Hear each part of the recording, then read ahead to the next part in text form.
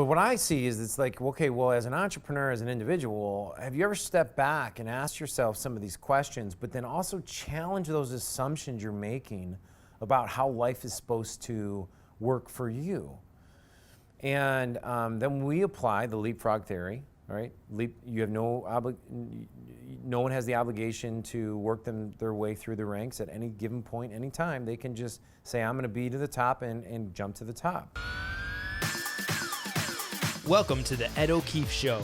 Transform your mind, accelerate your business, energize your body, and inspire the world. Now here is your host, Ed O'Keefe.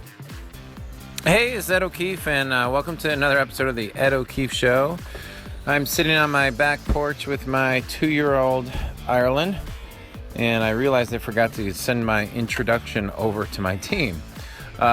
This is really, I'm excited about this interview because the tables are turned, and I am getting interviewed by a longtime friend, Duke Megan, who has been with me for over 15 years, and I've known since our childhood. So he gets to ask me a lot of questions about what time collapsing is and my answers.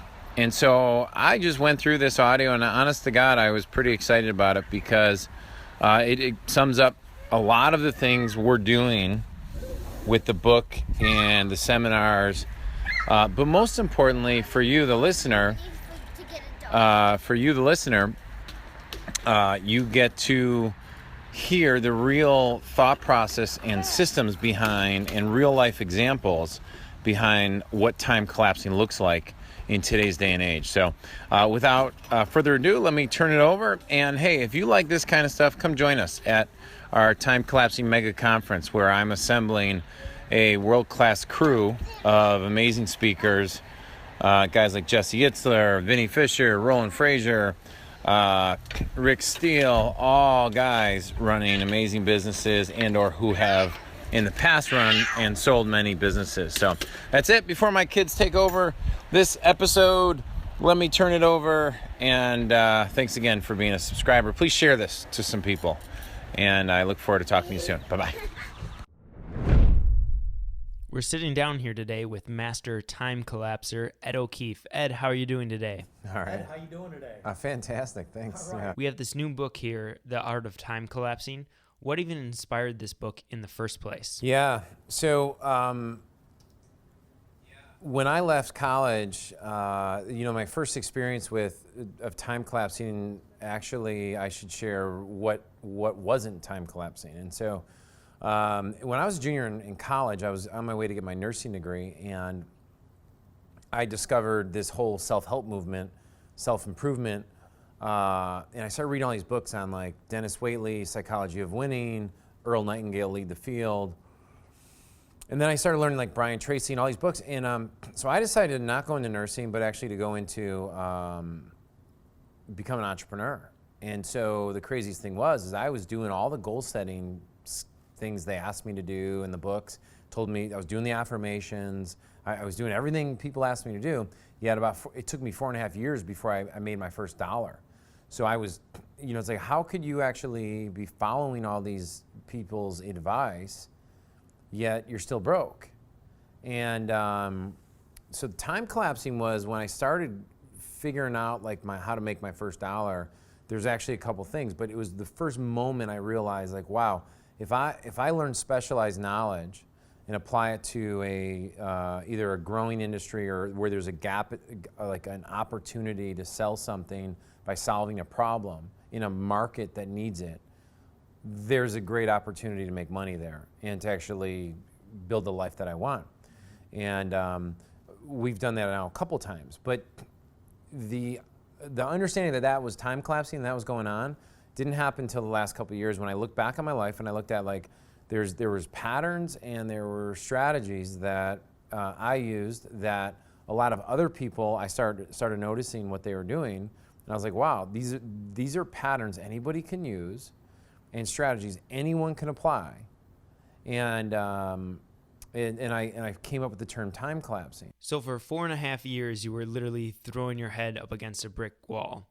How frustrating was that? Well, I think most people underestimate the power of an entrepreneur and somebody that has a vision and has something that is inside of them, or that whisper, I call it, the whisper that's saying, hey, you're on the right track, but the strategy you're using might not be perfect.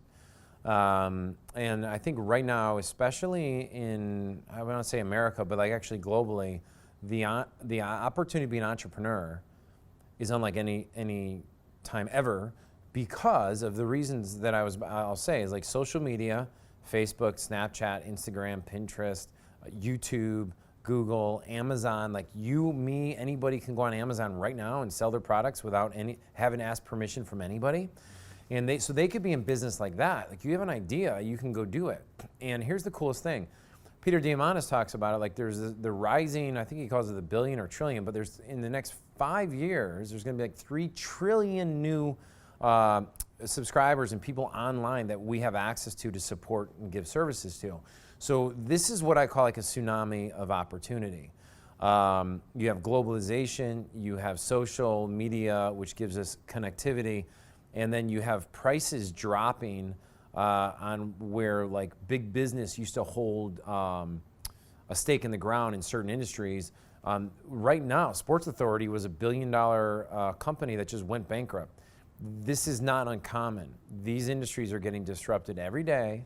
And so one of the things we do with time collapsing is my goal is to model those processes of how these entrepreneurs go from zero, the questions they asked, the thoughts they had, how they saw that opportunity, and then how they built it. And I see it in sports too, though. I see it everywhere I go now. Now that I've identified it, it's not, I didn't make this up.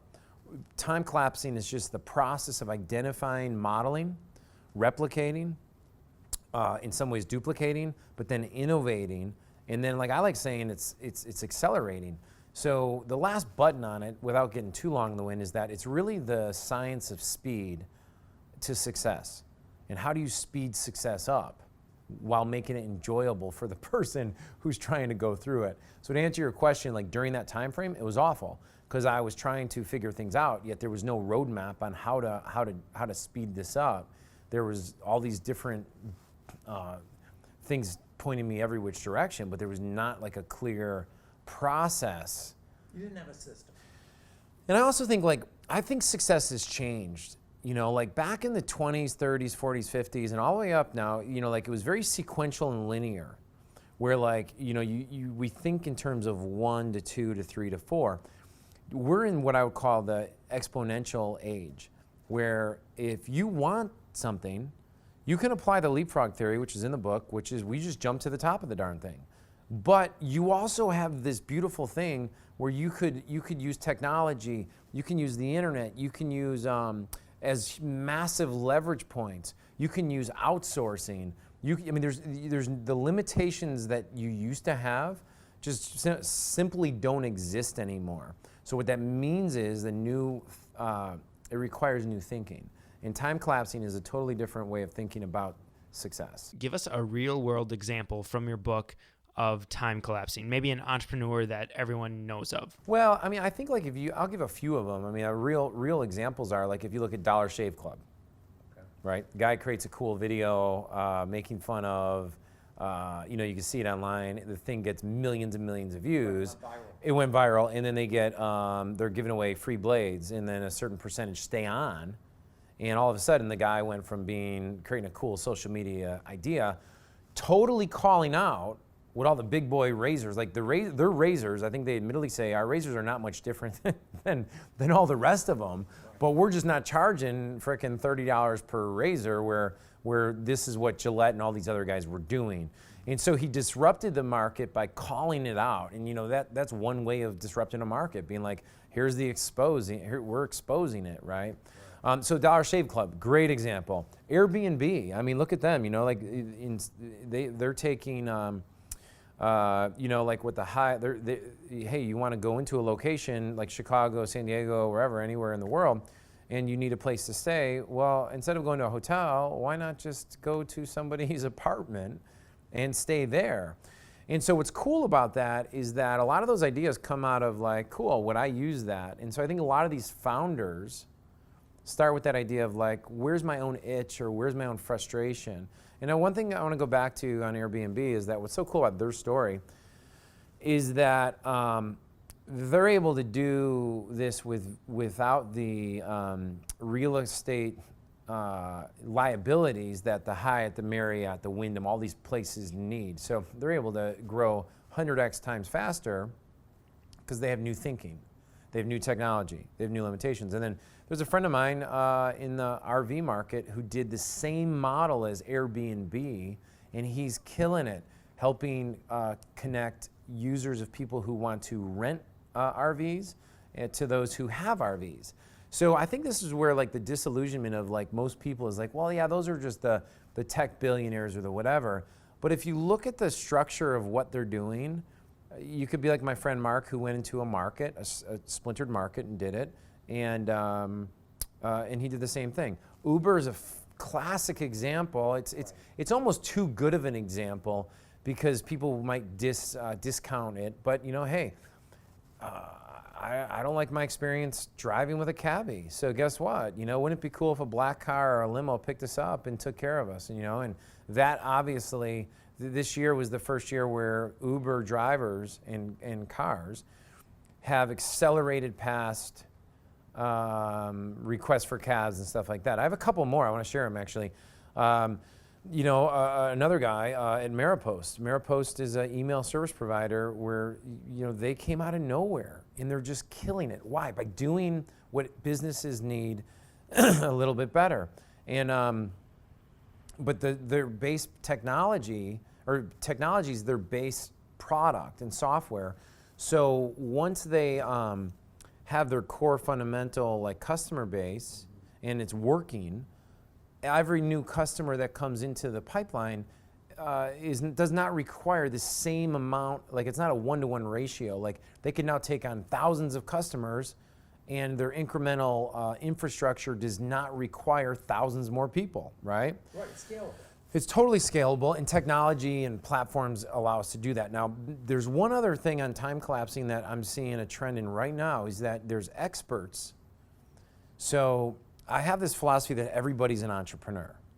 Like everybody is. Like, because where you're seeing the disruption of labor, like, you know, everyone's, all Bernie Sanders followers are going out there saying, oh, everybody should be making $15 an hour. What they're totally missing is that the reason why there's and like McDonald's comes back and goes, well, we'll just automate the entire business so we don't even need employees anymore. Like that's what'll happen, right? They'll start going like, well, if we got to increase from $12 to $15, and I don't want haters like jumping in here and like making up well, you can do whatever you want, right? But the CEOs, the founders, and all these people are thinking, how do we get technology to leverage and accelerate this? That's a great time collapsing question. That's what's going on.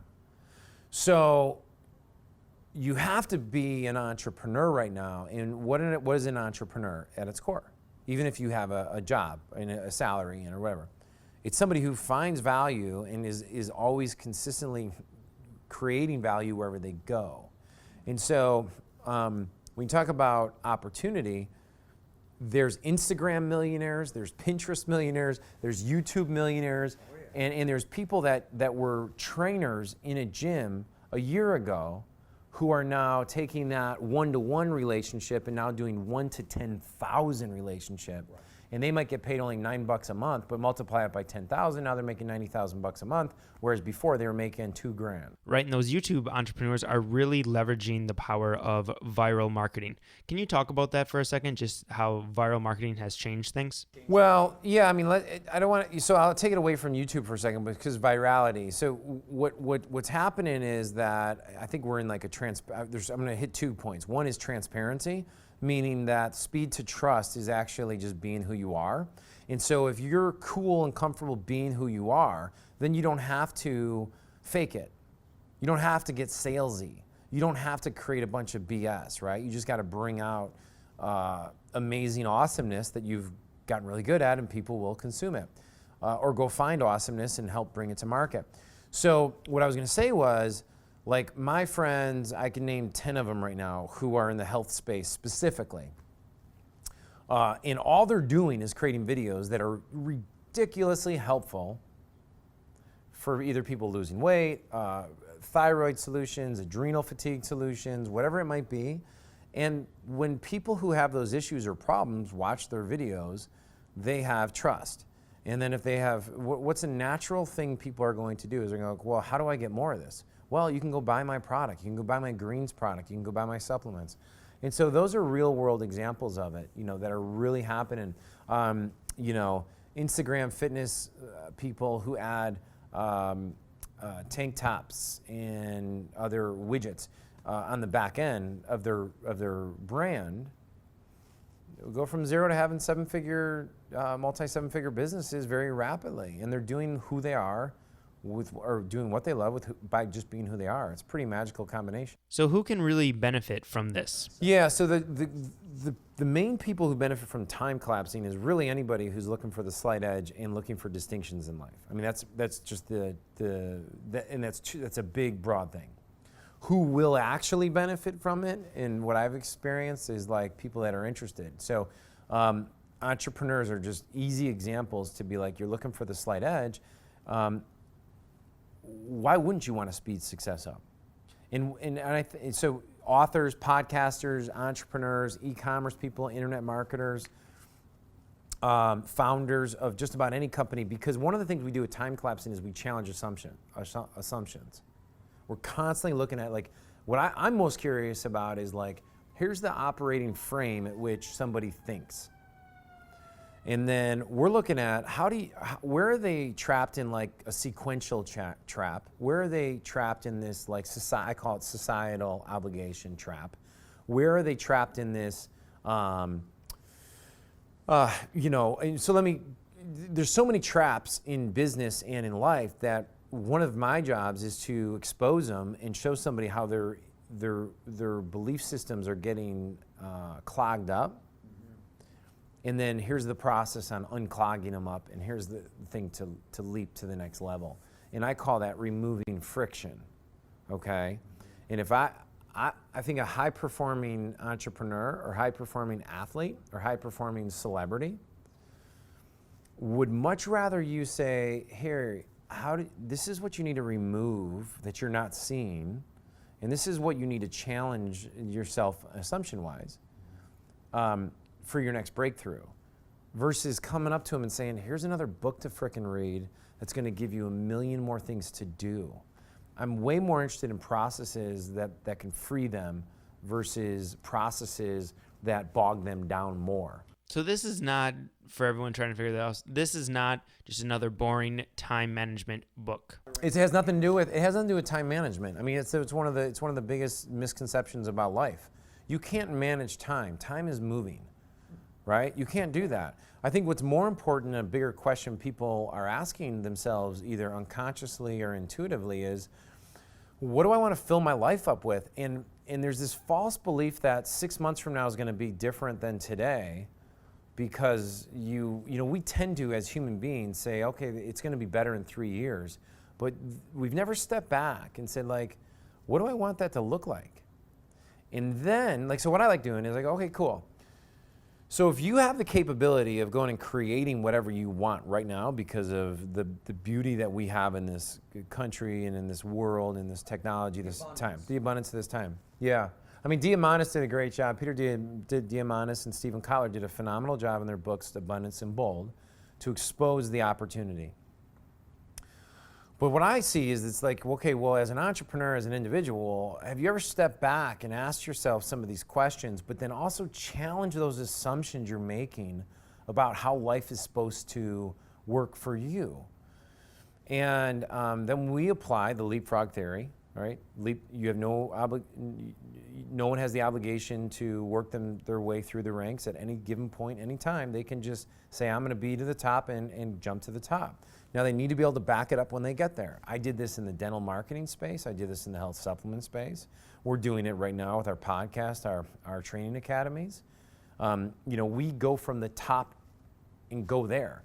My good friend, Lloyd Irvin, who trains world championship black belts in Brazilian Jiu-Jitsu, he studies what black belts are doing, and then he works his way back to the white belt level, and they only work on things that are going to work eventually at the black belt level. when I coach my daughter and my son in volleyball, having played collegiate volleyball, having worked with high-performing collegiate level athletes and beyond, we don't teach them anything right now that's not going to work when she's in high school and in college. Why would you do that? You know, you can get short-term wins here. And I think that brings up a different point, which is most people seeking high performance by given time management books. It's like, great, I can make my ABCD list. I can like get everything off my thing. But the fact of the matter is what the hell is going on the list is way more important than how you prioritize it and how you manage your day. Right, and that actually brought up an interesting point because right now you're actually working with an Olympic athlete who was at one of your seminars. Well, yeah, she's pursuing to be she's on the national team, and and then we have guys who are competing in other high-level sports, yes. Right, and you were talking about your kids and really building the foundation. But how about a more advanced athlete? You were an All-American volleyball player in college. I was an All-American. I was the male athlete of the year for NAIA, yeah. Okay, so how can an athlete take these tools and collapse time? Well, it's the same process, right? So again, with high performers, you're looking at, so what a lot of people like doing is they like going in the past and they like saying, okay, well, why were you messed up? Let's process out why you were messed up. And so all the processes in our book, for example, like I talk about managing taking advantage of the external forces that are moving. So what I mean by that, like in business, for example, is you have the market forces of like the internet, social media, price capability, like commoditization, so that now everybody has access to things. Globalization, and those are all external market forces happening. And what happens is that gives the power to the consumer, right? Transparency, all that, those are all market forces. So I'll give you an example, and this is kind of a long answer, but a few years ago, 80% of the traffic, meaning people who would visit a website, were looking on their desktop. Now it's 60% mobile, 40% desktop, maybe even less. Amazon has grown by exponential leaps and bounds. So most people now, so in other words, if you were an e-commerce store just a few years ago, and your mode of selling, you had people's attention, you didn't have 16 different social media networks pulling at them, you didn't have their text, I mean, it wasn't as cluttered. Now you're in a cluttered environment. So you have to find ways to make it as easy as possible to get your message across. And that doesn't mean being shorter with your message. It means create more value on the front side. And then how do you make the shopping experience easier, right? So I've said in other videos that like one of the things we're doing in one of our companies is we're putting our products all on Amazon, and we're giving, instead of people sending them to like one of our e-commerce sites, we're just sending them to Amazon. Why? Because people can just log in, buy the product, be done in 3 seconds, rather than pulling out their wallet, oh, am I really going to do this or not, or I'll get to it later. So you define like that. Now, so that is external forces. Okay. Internal forces are how I perceive myself, my value system, my belief system about what's possible, what's not possible. And so we look at limits of possibility. And so when you're asking about, like, really what you're asking was what's the similarity between athletes and entrepreneurs?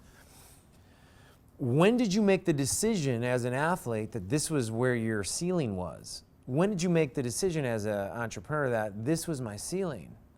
Well, maybe you're off. What if it was 30% higher? What would your life look like then? What kind of entrepreneur would you need to be? Who would be in your life? How would that look? And one of the exercises we talk a lot about is future-based thinking, where you fly out into the future 3 months, 6 months, 3 years. You look back on it already having occurred, and you allow your mind to backfill those answers. It's harder to come up with those answers when you're in the middle of a muck and the problem. And so one of the things we do with our academies and our masterminds and our live events and our book and the podcast, all those things are designed to help people think differently, because it has to start with the person's thought process and, I would say, operational view of the world. Right, and one of my favorite exercises that you talk about in the book, I know we were talking a lot about going out into the future, but in the book you actually talk about going in the back and going back into our past. Can you share that? Well, there's a few of them, but I think you're referring to the re-decision creator. Like, Yes. So everyone has made decisions based on past events that now cause limiting patterns in their life now. And if you went to a psychologist or a therapist or somebody, I'll sit in meetings and I'll listen to guys talk about like why that happened. And they'll go into, oh, well, this is because your dad did this or your mom did this or your uncle ignored you when you were second grade playing the flute. Like whatever that might be.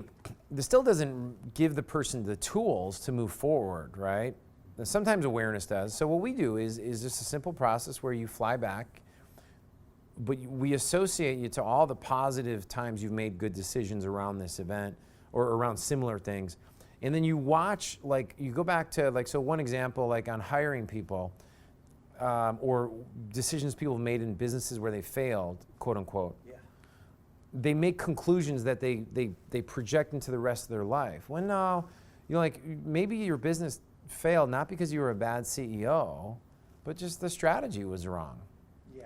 And so what we do is run them through a process of re-looking at that from a different perspective. And knowing what they know now, how differently would they have decided and behaved? And so when I do this for myself, I'll give you a quick example. There's people I would not have hired knowing what I know now, who when I allowed them in my business did a lot of detriment and harm. But I was in growing pains. I was trying to solve a problem. I didn't know what I know now. So I just kind of, like as my buddy Vinny Fisher likes to say, I went to the food hungry, or went to the store hungry. And so, we reevaluate that. When you look at it from a third party perspective, not feeling like, why did I make that decision? But we go, okay, cool, this is what happened. How would I do it differently now, knowing what I know now? What's amazing is it opens up now how people view themselves for the future. It gives a lot more opportunity and possibility. And if you can expand someone's frame of like what's possible for them, and they have more flexibility, which is my system is about flexibility and not being attached to one model, but having many models, you'll always win. It's just, it's very, not to sound too like feng shui or Eastern medicine or like, like all guru-ish or like Taoist or whatever, but it's like water. Like water does not get trapped. It finds its way through because it flows. And people that are rigid and stiff struggle, and they're easy to break. That exercise really made my hair stand up. Seriously, I went back and walked through a major business failure. Business blew up, my marriage almost blew up, and I thought back to a great decision I made, and it kind of anchored in that great decision. Yeah, that's part of the process, of anchoring back to. So can you talk about how powerful that is to really anchor those great decisions that you've made? Yeah, well, let me answer that a little differently. So like one of the things that I like to focus on is your own personal time collapsing system, right? Like customized for you. For you. And we just did this at our last event, and it was their favorite part. Because I think with success books, like one of the things, since we model like naturally as human beings, we like kids, like my son right now looks at his older brother and throws like his older brother because that's what he's modeling. When he sees like little cartoons punch, that he punches like the cartoon. So he already knows how to model. Yeah, but we all do this, right? And so what my point, what were we talking about for a second? We'll go back. We're talking about going back and remembering. Oh yeah, so your own personal time collapsing system is that we're all wired similarly yet differently. We all perceive time differently. Well, like I teach in the event, the difference in how to use your brain. It's in the book. It's amazing stuff, which I call filters to greatness. But to stay on point, we've made good decisions. We've made bad decisions. We've made a quick example is when I was playing at college, we were in the title match, and I was up serving game 3 against a team that was supposed to beat us. And I remember I could have served down the line, which the probability of error is much higher because the ball can float out of bounds. or I could serve more conservatively and go cross court. And I heard a voice inside my head say, be aggressive. And I served down the line. And it was the right serve. It stayed in bounds. We scored 5 points in a row. That system now I teach to every athlete I coach. Where before they go back to serve, they look where they want to serve, they breathe, then they say, be aggressive. And then they go, they trust their instincts. That's a pattern that works. What I found by working with high performers, and even people that struggle, is that they've had moments of success that if you help them recognize the pattern, and then you add more to it that only supercharges it, they own it. And it's them, not me or some other speaker or guru. And I think like for me, I have 7 kids. I have 12 siblings. I have cousins and family members and friends. Like I have college friends that I'll be best friends with the rest of my life. I don't want people following me around because they think that I'm the one who saved them. Bullshit. They're the ones who figured it out. It's already there. And so what we do is just try and support that and point it out to them. So then they can fire it up and go out and create the world that they want to create. That's what we want. I want empowered people, not people that are disempowered. So by finding your own personal time collapsing system, excuse me, and then applying it to your business, your wealth machine, your market research, your reverse engineering system, and anything that you want to become excellent at, your accelerated learning system, you could really do magic in this world. And I think that's the main goal with this entire movement. So you talk about goals a lot in the book and wonder if they actually really work. But you also talk about something you call directional pull and how that's a new powerful way of knowing what you really want to do. Yeah. So what I've found is that goals are great for directions. But I think that there's a false illusion. See, for you to be able to write with crystal clarity what it is you want in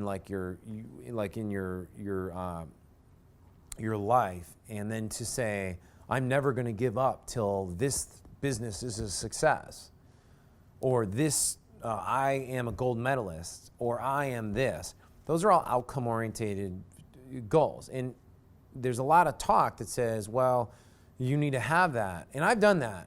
But I'll tell you a funny story. What I found when I look back on my last 17 years of being an entrepreneur, of just mumbling along, and then even look back in college and high school and just being a kid growing up, there's been this thing that I would call directional pull is way more effective because it allows me the flexibility to change my direction, and it also gives me permission to be okay with bouncing around a little bit as I'm trying to do this. Failures along the way. Well, yeah, but I also want to say just being okay with being like not totally clear on exactly what is going to be the thing that's going to pop your career or your business or what business it's going to be.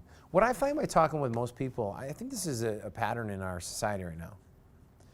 Everybody wants to be doing something that has a little bit more meaning and has a little bit more fulfillment and lights them up.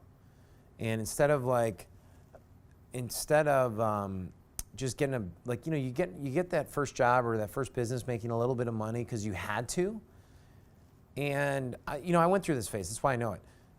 And then you're making money and you're doing it. And you're like, oh, okay, I got the house, I got the cars, I got the next house, I got the building.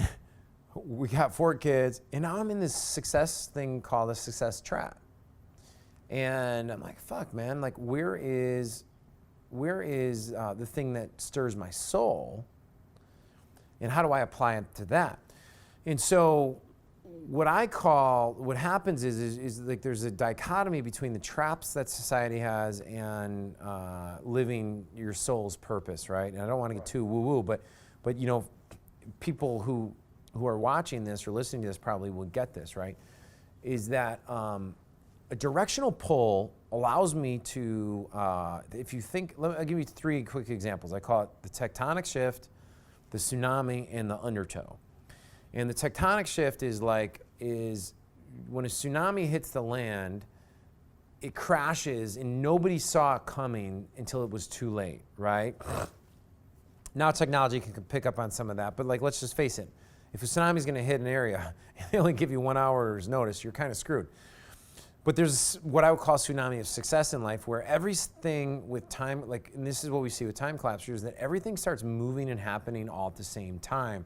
And you see this like skyrocket success, right? Now, what we don't know is that for years, they've been floundering underneath the surface, and they're building what I call the tectonic shift. The plates underneath the ocean are moving, and there's a critical mass point where that starts to come together for somebody. And so, and then boom, and all of a sudden, over time, the tectonic shift creates the tsunami, and there's this what I call directional pull, meaning a wake follows it, and then it's not like a straight line, it's this pull. A great example is Mike Rowe from Dirty Jobs. He was a guy who, you know, kind of floundered around, was a telemarketer, ended up being a QVC pitchman in the graveyard shift, like between midnight and like 6 a.m. for I don't know how many years he did that. And then, you know, he would do some voiceover stuff, do some acting or whatever. But one day he had a shot to pitch his idea for a show, and all of a sudden, guess what, man? They bought it. Discovery Channel picked up on his show, and I don't know if it was Dirty Jobs or Someone's Ought to Do It, but now he's got like 3 shows that he's been on. He's a voiceover for like Deadliest Catch, and super high in demand guy, and everything kind of like the universe aligned. And so the reason why I say directional pull is that there's this pull that's pulling you. So you need to focus on just letting this like keep plugging away, and be okay with, I'm working hard, I haven't figured it out yet, I have this part of my soul that's telling me I need to do this, I'm tinkering with all these things, but I don't feel like I'm making progress. The fact of the matter is we all show up today, right now, with a momentum that we're not aware of, that if we're okay with being confused, being a little overwhelmed at times, being a little frustrated, but not giving up, and not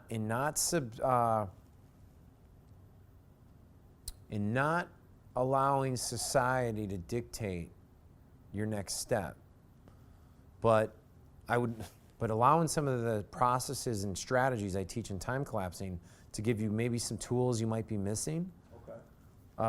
Things can come together, and if they come together, they're going to come together in a really great way. Unlike anything, you're going to live a life that's going to be different than the one if you just follow the sequential path. Right. Let me move over to something that you call external forces. Let's talk about how to capitalize on that while mastering your inner forces. Yeah, so I've talked briefly about external forces, meaning what is going outside of you and what are the trends. So with time collapsing, like, you know, for example, I think it's Fred Koch, right? I think it's Fred Koch, wrote the book, Star Principle. Okay. And he has very specific external forces that he looks at when looking to invest in a company. Okay, so his pattern and strategy is, I think I said the wrong name, but it'll come to me in a second. But he looks for companies growing by more than 20% year over year in a market that's growing by more than, I think, 10%. The growth rate of the market is. Because he's looking for that directional pull or that wake that comes behind a boat.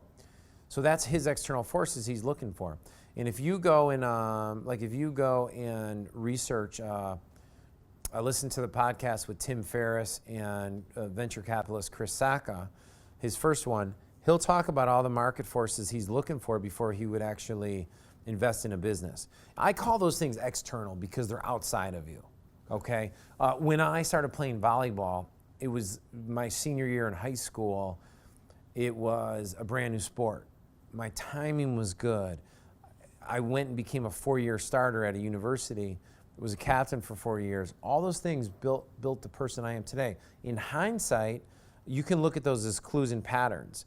Like, wow, I got lucky that we chose a sport that was just in its infancy and it was growing, and I could have that opportunity. Where nowadays, to go into a university and start as a freshman probably wouldn't really work.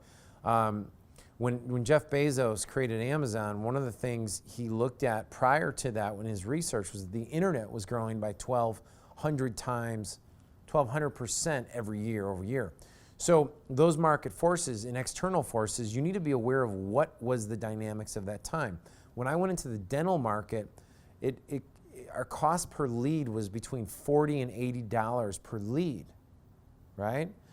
The people I was modeling when they entered the chiropractic or real estate market or financial planner market were getting leads for $2 cost per lead. Wow. So yeah, you know, if you're not aware of those, so I was at a massive disadvantage in comparison to what they had. Even though we made it work, we had a different financial external forces. We're not, you know, like it was just different.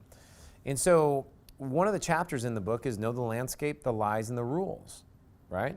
So like when Jesse Itzler, right, when he founded Marquis Jets, and he looked at what were the rules for flying private. Well, you had to own a private jet. Well, how did you do that? Well, you had to, you know, spend $1 million or something, whatever they were charging for jets, probably a couple $1 million. And so he looked at the rules there and was like, well, okay, well, that's not gonna work for guys like me, like the celebrity rappers that he knew and the athletes he knew. And so when he pitched his deal, he said, look, let's change the rules. Let's go get a rent-a-card, you know, like a card that they get a certain number of hours. And it, you know, the thing was doing over $1 billion in sales, I think, in the first year and a half. His wife, Sarah Blakely, when she started Spanx, it's in the book. Wow, again, you know, like when these are all external forces first. And knowing the rules, the landscape is very, very critical. So this is not just about internal, like positive thinking, because positive thinking without understanding the landscape will get you in a lot of trouble. Right. So Sarah, when she was researching like how they did women's undergarments and pantyhose, noticed that, like, you know, here's one great one. They're all made in the same like material. They would stick the material on models, like on like fake mannequins, and men would then be like, oh wow, it looks good or it doesn't look good, you know? Like that's how they figured the test out. And so she went and created something that was awesome for her, and she totally flipped the rules of engagement, you know? So, I mean, you can go at this over and over again. Now, here's where it gets really cool, and this is where I think time collapsing merges the two, right? And this is what jazzes me. This is what gets me excited, is like, what was the questions that Jesse was asking that stimulated the idea that led him down that trail? Because we can model that. What was Sarah asking? What was the CEO of Airbnb thinking when he saw this? What, you know, and it could have been like the guys who created from 31 Signals, who created Basecamp. I mean, they created something for themselves. The guy from GoPro created something that he wanted to wear. And you'll notice a pattern with all the examples I'm giving you right now. The dude from Uber, his name, I think it's Travis, I'm forgetting his last name, I apologize. They're all like thinking like, man, wouldn't it be freaking cool if we were able to do it? So even if this totally sucks and we don't scale it and make billions together or millions or hundreds of thousands, we got a cool product that we created. Right. So that's stuff that we can replicate and we can duplicate.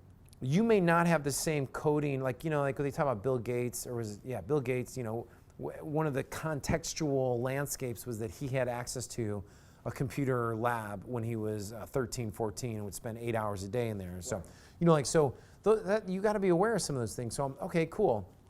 Maybe I'm not going to create the next, you know, Microsoft, but how can I model some of the thinking that these people had? And then when you look at the thinking patterns, you'll notice those are transferable over to everybody. I love like Will Smith, like for example, this celebrity, like when he talks about mindset. And what I like to do is challenge my academy members is listen to these things, but then finish their sentence. Like, so instead of inserting what their dream was, insert it with yours, like, and talk like them, steal their language patterns, and then replicate them out. So I know it's a long answer, but that's where you start duplicating or being able to replicate the external forces, observation, awareness, reverse engineering, minimum viable product testing. What's our one, I mean, there's the patterns. What's the one media we're gonna scale on first, right? And you know all those things, and then you go, here's all the thinking patterns. How does this relate to me? Do the research, do the work, do the grind. It's there. This is not rocket science, but if you don't know it, it is, right? Wow. So who do you model, or who do you see as one of the top time collapsers out there that really inspires you? Yeah. Well, Is there one? no, because I'm a modeler, and I'm a time collapser, and there's the flexibility is about having flexibility of your models. Like, like I think there's a trap if you look at one person and try and be like that person. Like, their past history, experiences, talents, skill sets are theirs to like try and replicate their thing without taking in more than just one model.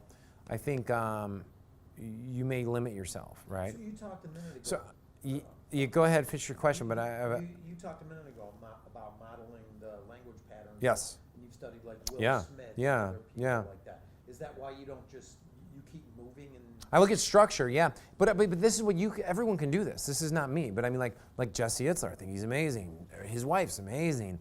My friend Dominic Cruz, who's currently UFC world champion, he's amazing. Like, he has language patterns that could serve us and could serve me. Tim Ferriss is probably one of the best leaders right now as far as the doing your hobby of creating a podcast to now where he's got celebrities coming out of the woodworks to be on his show and create the Tim Ferriss effect. To be capable of replicating a similar effect would be something that I would feel very proud of, right? So I like what he's doing. I love what my buddy Lewis Howes is doing with becoming a best-selling author and what he's done with his podcast. Yeah, School of Greatness. He's figured out a way to get his message out. I admire Mark Divine and how he's, I think he's 10 years older than me, and he's in better shape than most 40-year-olds that I know. The Navy SEAL. Navy SEAL guy, yeah, and founder of SEAL Fit, Kokoro Camp.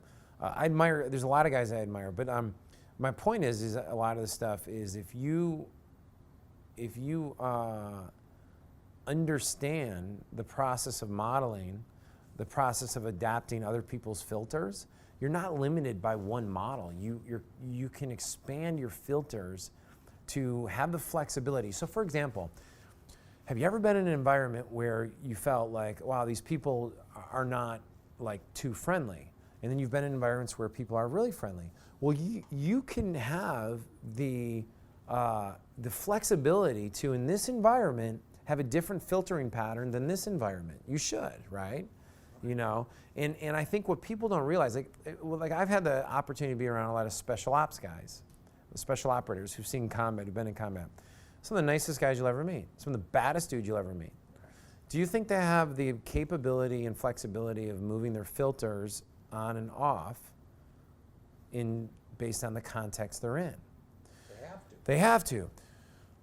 When I'm in a hard workout and I have to go somewhere in my mind and bring out the resources I need for that space, that's a totally different thing than like when I'm in the backyard just playing with my son. If I brought up that competitive side with my son, I'd be a jerk.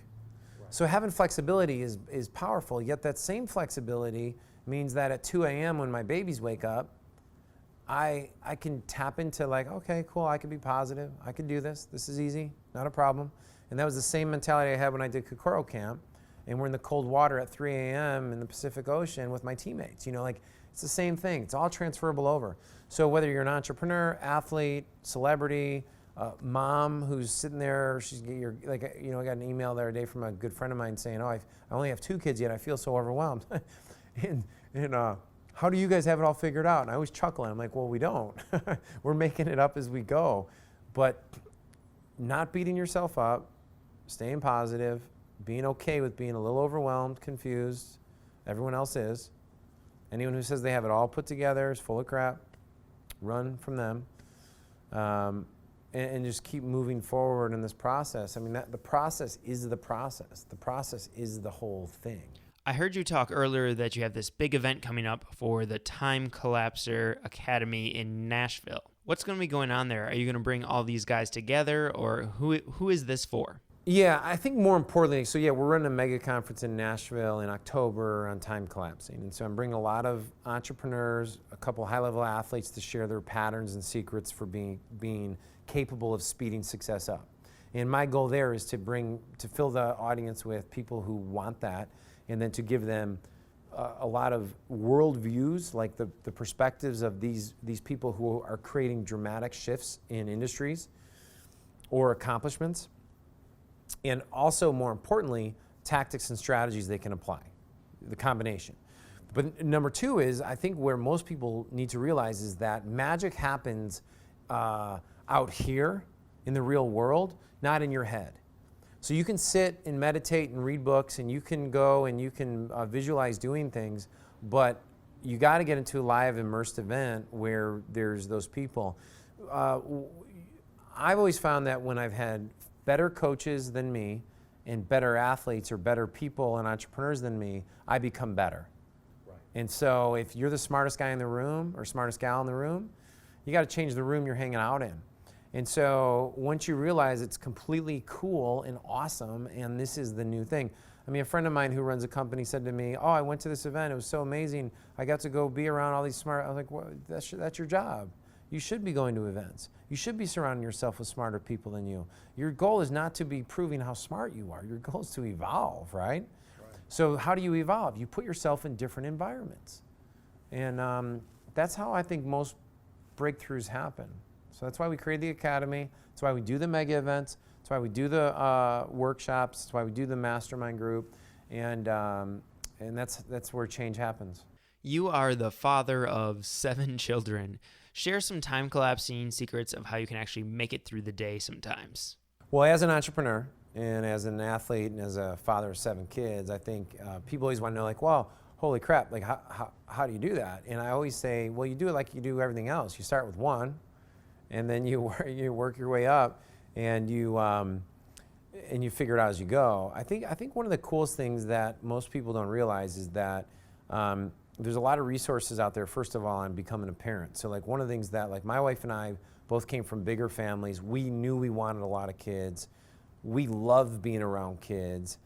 We love the challenge of trying to figure out the ways to, and I was gonna say the best ways to raise them, but there aren't any best ways. I think what's really cool about, like what we even talk about in time collapsing is like, what's your main goal? Well, the goal is, how do you raise kids with self-confidence, self-belief, and awareness of their own personal superpower so that they eventually can apply that and go for their dreams and make an impact on the world, right? And I think one of the hardest things is that there is no manual for how to deal with every child you have. They're all slightly different. And so what I always tell parents, first and foremost,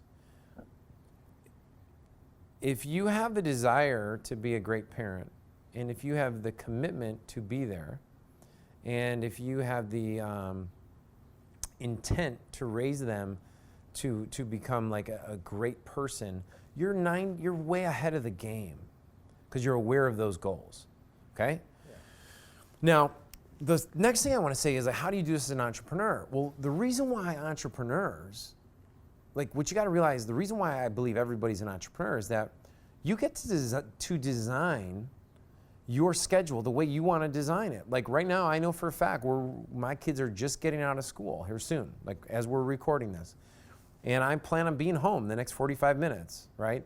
And there's games tonight, there's activities where, I'm there for all those things. So I've designed my business to function in such a way that allows me to be there, right? There's a disillusionment in like business and entrepreneurism, like, hey, I'm gonna go grow my company and I'll become a parent later. Bullshit. Like there is no deferred parent plan. Like that kid's gonna be growing up, right? So if you wanna be there, be there. Restructure the way you run your operation and organization so that it functions around your kids knowing it. Some people go like, well, I don't know. Well, we know that from 0 to 6, kids' unconscious minds and identity is getting shaped very dramatically right there. So something I made intentional purpose on as an entrepreneur, because I want to answer this, is that I was going to be at games. I redesigned my whole business. We run our conferences during the week. My kids are invited. They come. You'll see them if you come to any events. Yeah, so the business is designed to support the lifestyle.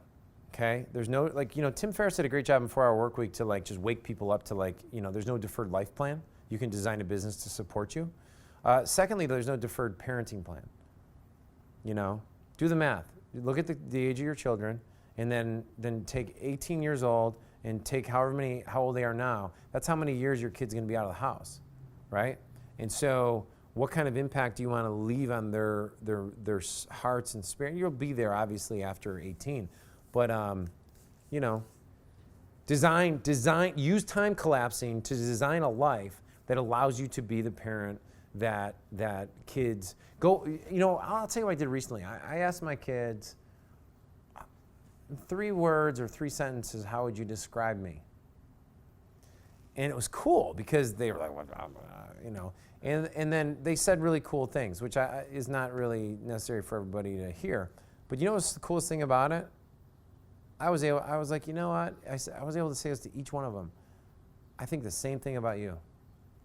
No kidding. Yeah, that was cool. That was really, really cool. So if you're afraid to ask your kids what they think of you and they're still in that, I know adolescence and as they get older, you're probably going to have different time, parents too controlling or whatever, you're going to get different things.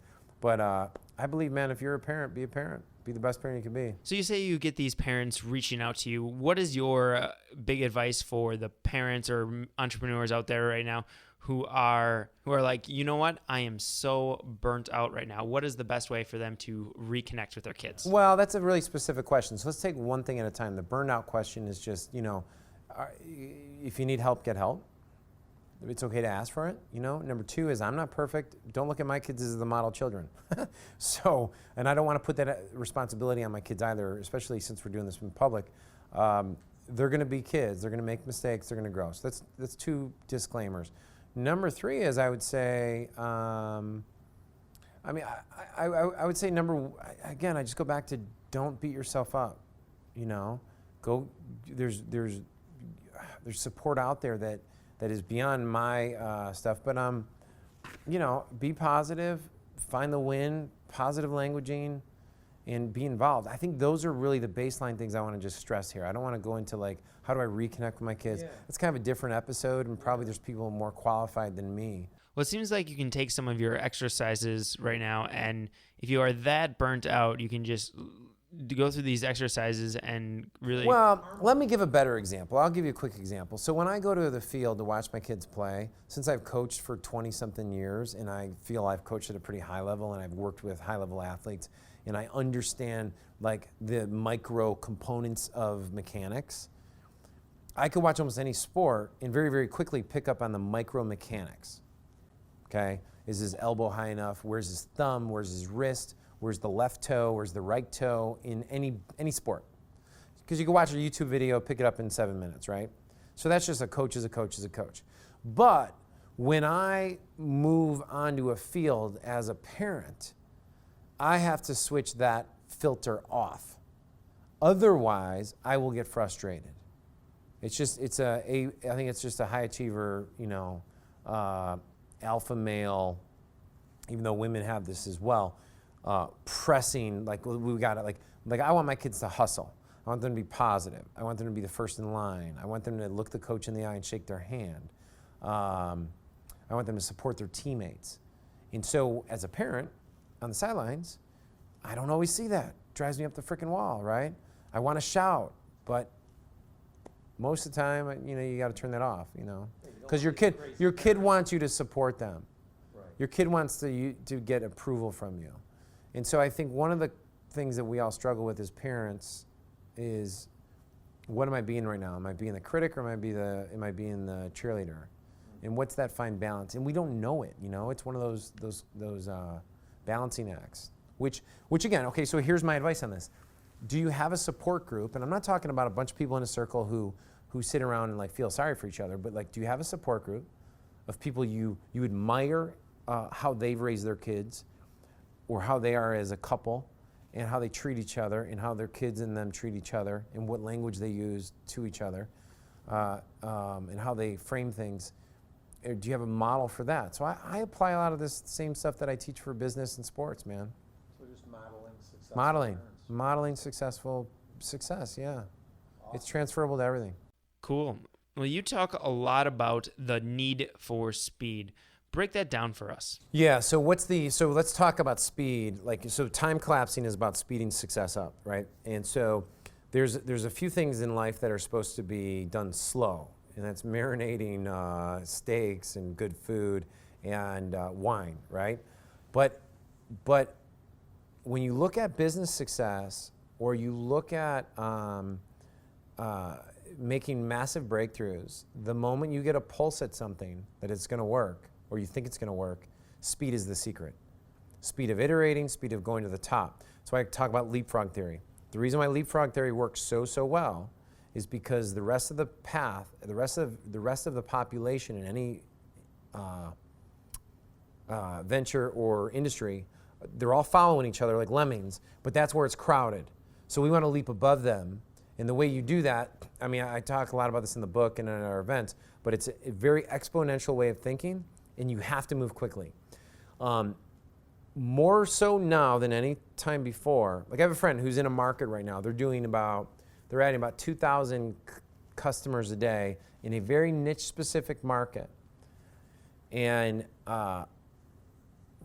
the advice I gave him was, you got to grow this thing fast. And the reason is because there's never been more technology and tools that can reverse engineer how a business is started and is growing, and that you can replicate and rip things off very, very rapidly. And so to not get ripped off and to not get replicated, your strategic advantage needs to be the speed at which you move. And so with time collapsing, we go, like in this way, we look at time collapsing academy. And in the book, we even talk about this. Like, so what are those acceleration points? Is it licensing? Is it acquiring a company? Is it getting funding? Is it you go from one channel to multiple channels rapidly? Strategic partnerships, alliances, and so those are all leverage components. The coolest thing about like nowadays, like one thing that I didn't realize back even 5 years ago was that when we grew my health business very, very rapidly, the amount of traffic, meaning people and visitors on the website that are on the internet, is so exponential that if you get something working, you got to move with it rapidly. You really, really do.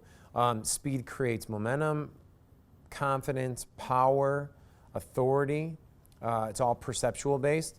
If you look at launches, like we talk about this in the book, but if you look at movie launches, if you look at book launches, if you look at TV show launches, you notice they're trying to create a tsunami of success, like I've talked about in the past.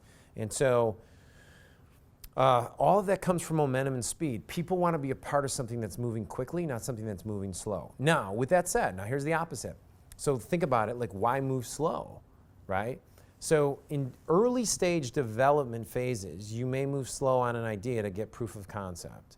So you may spend 3 to 6 to 10 to 12 months on one marketing thing until you get a small pulse. But once you get that pulse, you got to put it into the speed category, okay?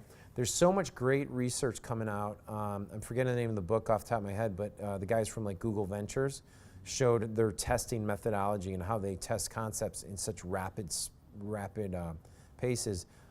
This is the new reality. And so if you're not aware of that, this is what others are doing.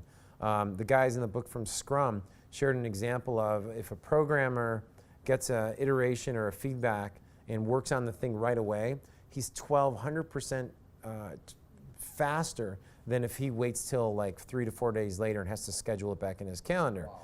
Yeah, so those are like, I don't want to call them time hacks, but they're ways to speed up you going from here to here. And yeah, the world moves in fast motion nowadays, so you got to get with it. Speed works. Hey, it's Ed O'Keefe, author of Time Collapsing, The Art of Speeding Success Up, and our show, Ed O'Keefe Show. Hey, I just want to introduce myself, tell you I'd love to be on your show, and I'd love to cover the topics we talk about in Time Collapsing and Speeding Success Up. Why sequential linear thinking is the past way of teaching success, and exponential leapfrogging, holographic thinking is really what the new world is going on for all these people like Uber, Airbnb, Dollar Shave Club, and I have dozens of other examples of people who have radically disrupted industries by thinking completely differently. In the book, I share, you need to have the 5 people you'd be naked in the shower with. I know, crazy topic, but it's good. Why goals don't work, and they actually cause stress on the operator, preventing them from actually moving fast in the direction that ultimately will lead them to the biggest breakthrough. One other cool concept we talk about is that it's not about the vehicle, but the operator of the vehicle. And so I have dozens of these types of things. The leapfrog theory, why going up the steps to success is actually the worst thing you could ever do, and why you need to jump to the top right away and claim that spot, and then gather the resources that you need to accelerate and stay there, is the new form of success.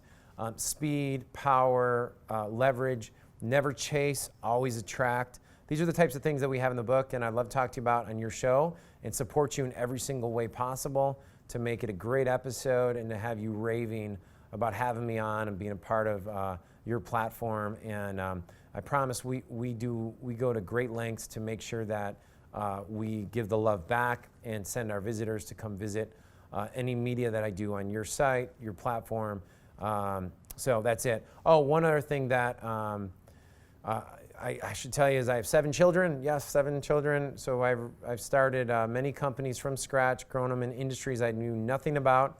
My wife and I had our first child 11 years ago. So I have 7 under the age of 11, 10, 9, 8, 7, 4.5, 2-year-old twins.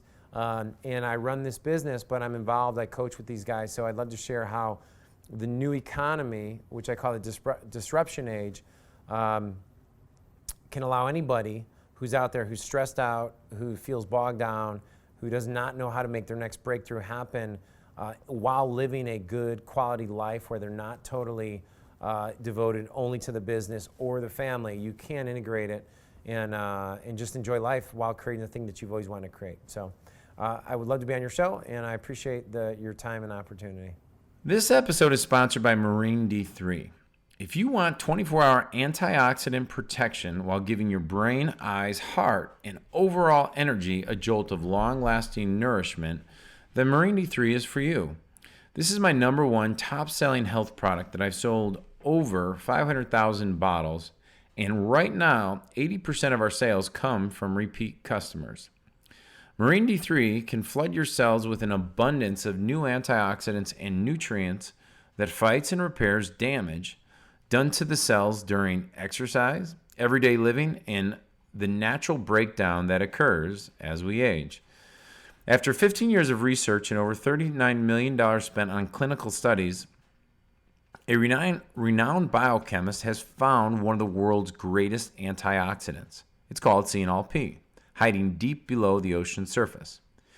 I took CNLP, combined it with a little-known omega-3 called calamine, as well as vitamin D3, so that you can get maximum benefit all in one supplement. I'd like to give you the first bottle absolutely free. I just ask that you pay shipping and handling. At edokeefeshow.com/free bottle, I'll have a mini presentation that will share more about the supplement and why people are raving about it. Most importantly, it'll show you exactly how you can get it shipped out to you today, just for shipping and handling. This episode is brought to you by Dormant Forces Insider. If you would like monthly big business breakthroughs, insider marketing strategies that actually work, and mindset secrets of multimillionaires sent directly to your door so you can have it in your hands and you can apply them, then this is for you. Now, you can test drive my Dormant Forces Insider Silver membership for just 1 month free. If you love it, we know you'll stay with it and let it keep you in the loop of what's working inside my businesses and the other dozens and dozens of businesses that I mentor. Why would you go at it all on your own when you can use other people's experience than just replicate what works? Anyhow, right now you can test drive the membership for just $1 plus a few bucks shipping and handling by going to edokeefeshow.com/dormant forces. That's edokeefeshow.com/dormant forces. And thank you so much for tuning into this episode of the podcast. You can find the show notes for this episode as well as all the other podcast episodes by heading on over to edokeefeshow.com. If you would, please go subscribe to the podcast on iTunes and leave a rating and review.